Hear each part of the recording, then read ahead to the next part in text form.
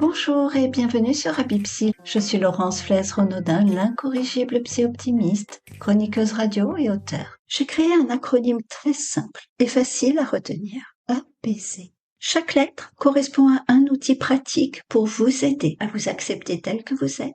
APC, c'est votre allié pour avancer sur votre chemin de l'acceptation de soi et de l'épanouissement. Pour apprenez à vous connaître.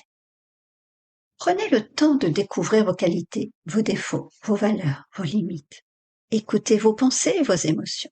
Qu'est-ce qui vous fait vous sentir mal dans votre peau? Quelles sont les choses que vous pensez devoir changer? Identifiez vos insécurités, vos peurs, vos doutes. C'est probablement la première étape pour les surmonter. P pour persévérer. Persévérer, car s'accepter soi-même est un processus qui prend du temps. Soyez patient avec vous. L'acceptation de soi, ce n'est pas quelque chose que vous pouvez atteindre du jour au lendemain. C'est un défi permanent. C'est aussi l'occasion de devenir plus fort, plus apaisé, plus épanoui. Mais ça exige de reconnaître qui vous êtes à l'intérieur de vous et de vous débarrasser de toutes ces choses qui vous emprisonnent, qui emprisonnent le vrai vous. Pour accepter. Acceptez et grandissez à partir de vos erreurs passées. Tout le monde fait des erreurs. Nous sommes humains, c'est inévitable.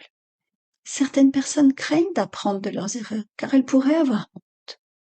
Mais les erreurs sont un apprentissage. Elles nous montrent que l'on peut essayer de s'améliorer et de sortir de notre zone de confort. La culpabilité pour ces erreurs va vous empêcher de faire des pas en avant. Essayez plutôt de comprendre ce que vous auriez pu faire différemment. Et puis, si ce sont toujours les mêmes erreurs récurrentes que vous faites, peut-être qu'il y a quelque chose de plus profond qu'il serait souhaitable d'identifier. Peut-être des croyances limitantes, des préjugés inutiles. C'est une excellente occasion d'examiner ce processus de pensée et de remettre en question certaines de vos hypothèses. Peut-être en vous faisant accompagner. Et pour identifier vos pensées négatives. Faites taire cette petite voix négative qui dit souvent « Je suis nul, les autres sont mieux que moi, je n'y arriverai jamais ». Cette petite voix qui vous critique, qui vous fait la morale, voire qui vous fait sentir totalement inapte. Cette voix critique dans votre tête peut être une véritable source de stress et d'anxiété, mais elle n'est pas une fatalité. Pour vous en libérer, je vous invite à réécouter un autre podcast, celui sur les 4 accords Toltec, dans les outils Habipsy, enregistré avec Alexia. Miguel Ruiz, dans ce premier accord, nous invite à avoir une parole impeccable, tant vis-à-vis des autres que pour nous-mêmes. Il rappelle l'importance des mots et précise qu'ils ont un pouvoir immense sur nous. Ils peuvent caresser ou ils peuvent blesser. C'est la raison pour laquelle nous devons les utiliser avec respect et bienveillance, en nous parlant comme nous le ferions avec notre meilleur ami. S pour sourire. Souriez même si vous n'en avez pas envie. Vous en recevrez les mêmes bénéfices. C'est prouvé en neurosciences. Certaines personnes peuvent penser que sourire uniquement lorsque l'on est de bonne humeur est normal et logique. Cependant, la recherche en neurosciences a montré que sourire intentionnellement, même lorsque l'on se force parce qu'on n'en a pas envie, ça peut considérablement améliorer notre état d'esprit et notre bien-être émotionnel. En fait, le simple fait de sourire active tous les muscles du visage, que ce soit un sourire forcé ou un sourire réel, les muscles s'activent de la même manière. Et ça déclenche la production de neurotransmetteurs tels que la dopamine, la sérotonine, l'endorphine, qui sont ces substances chimiques naturelles du corps qui nous font sentir bien. Ça envoie en fait un message au cerveau qui libère ce cocktail de bien-être. En souriant, on peut littéralement tromper notre cerveau pour qu'il libère ces hormones du bonheur et nous aide à nous sentir mieux. De plus, sourire réduit notre niveau de stress et puis nous aide à gérer les situations difficiles. Parce que lorsque nous sourions, nous envoyons un signal à notre cerveau que tout va bien, ce qui peut nous aider à nous calmer et à réduire notre anxiété. Pour engagez-vous. Engagez-vous à apprendre à vous aimer, pour vous accepter. Il est important de se rappeler qu'il faut du temps pour renforcer son estime de soi, apprendre à s'aimer et arrêter de se comparer aux autres.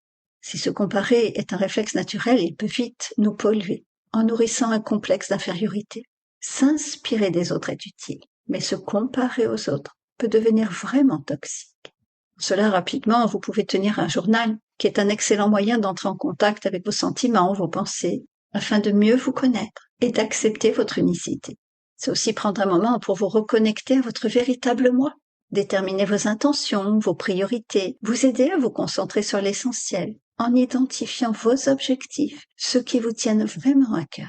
Il est temps de faire le tri entre ce qui vous anime réellement et ce que vous avez pris pour acquis sous l'influence des autres. En vous acceptant tel que vous êtes et en embrassant vos désirs les plus profonds, vous pourrez cultiver une confiance en vous et vraiment une joie de vivre authentique. Et puis, s'engager, c'est parce qu'une fois que vous aurez clairement défini vos objectifs, il est temps de passer à l'action.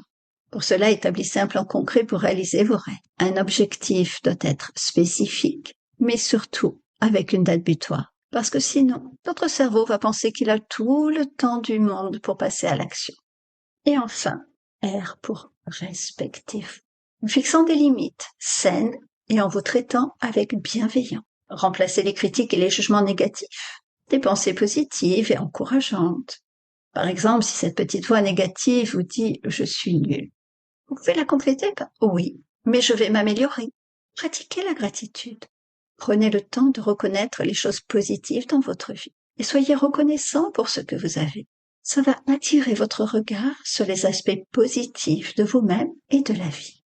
Et puis en conclusion, je pourrais vous dire soyez fiers de qui vous êtes. Vous êtes unique, vous avez de nombreuses qualités. Et la seule personne qui peut vous rendre heureux toute votre vie et vous faire sentir bien dans votre peau, c'est vous. Les autres sont un bonus, c'est la cerise sur le gâteau. Ça peut paraître ringard, mais essayez d'être gentil avec vous, d'être fier de qui vous êtes, d'être fier de vos forces, de vos faiblesses, de toutes ces choses qui vous rendent unique et spécial. Souvenez-vous que l'acceptation de soi, c'est vraiment un processus qui exige de la patience, de la persévérance et de la bienveillance. C'est un défi permanent, mais c'est aussi une occasion de découvrir cette merveilleuse personne que vous êtes vraiment, votre moi profond. Et pour conclure, je vais vous citer Simone de Beauvoir qui dit « J'accepte la grande aventure d'être moi-même.